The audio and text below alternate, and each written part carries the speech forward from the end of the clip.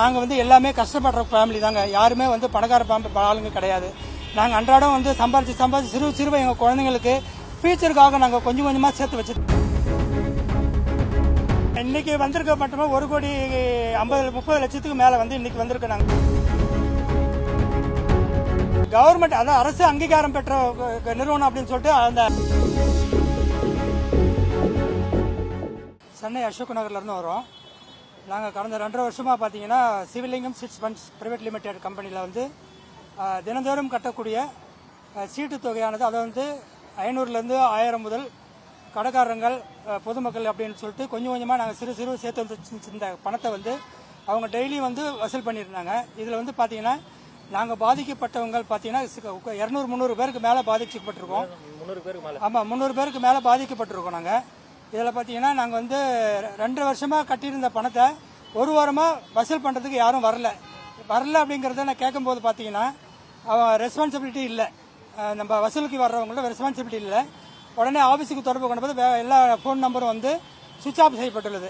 நேரடியாக நாங்கள் வந்து ஆஃபீஸுக்கு போனோம். அங்கேயும் வந்து பார்த்தீங்கன்னா ஆஃபீஸ் வந்து மூடியிருக்காங்க, யாருமே தொடர்பு கொள்ள முடியவில்லை. அப்புறம் தான் தகவல் வந்தது இந்த மாதிரி வந்து எல்லா பணத்தையும் வந்து ஏமாற்றி அவங்க வந்து தலைமுறையாக போயிட்டாங்க அப்படின்ட்டு. இந்த சீட்டு நடத்தியவர் பேர் வந்து பார்த்தீங்கன்னா சிவிலிங்கம் பாஸ்கர் என்கிறவர், தளபதி பாஸ்கர் என்றவர் வந்து சீட்டு நடத்தினாரு. காங்கிரஸ்ல வந்து துணை பொதுச் செயலாளராக இருக்கிறாங்க. அவங்க மனைவி வந்து தேன்மொழி, மிஸ்ஸஸ் தேன்மொழி, அவங்களும் இந்த போர்ட் ஆஃப் கம்பெனியில் வந்து இயக்குனராக இருக்காங்க. எங்களுக்கு வந்து பார்த்தீங்கன்னா நாங்கள் வந்து எல்லாமே கஷ்டப்படுற ஃபேமிலி தாங்க. யாருமே வந்து பணக்கார ஆளுங்க கிடையாது.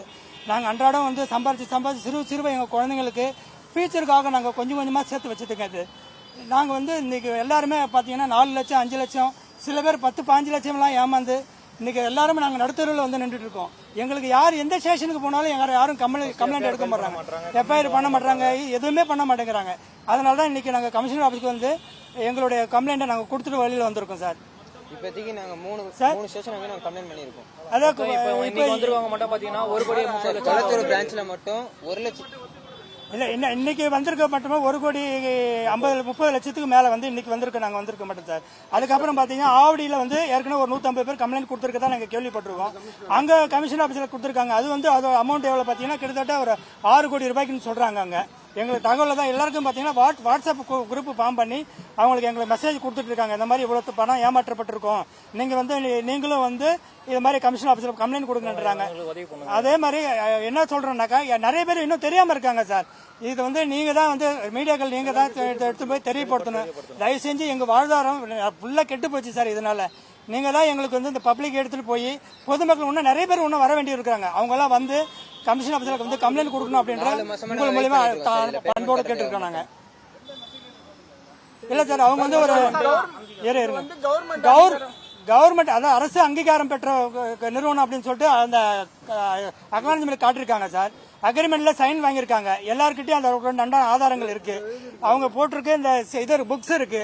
இந்த புக்ஸ் சில பேருக்கு என்ன பண்றாங்கன்னா கவர்மெண்ட் ரிசர்ச் கம்பெனி தான் போட்டிருக்காங்க. 2 பேருமே பதிவு பண்ணிருக்காங்க. அவங்களும் மிஸ்ஸஸ் பாஸ்கரும் பண்ணிருக்காரு, மிஸ்ஸஸ் தேன்மொழியும் வந்து அவங்க 2 பேருமே போர்ட் ஆஃப் இயக்குனர்ல இருக்காங்க. இதுதான் சார் அதோட புக்கு. அக்ரிமெண்ட் ஃபார்ம்லயும் கையெழுத்து வாங்கியிருக்காங்க.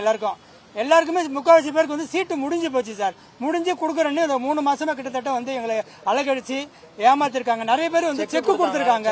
செக் எல்லாமே பவுன்ஸ் ஆயிருக்கு. எல்லாருமே நாங்க வந்து அன்றாடம் பொழப்பு நடத்தி வர்றவங்க சார். எங்களுக்கு வந்து கொஞ்சம் கொஞ்சமா சேர்த்து வச்சிருக்கோம்.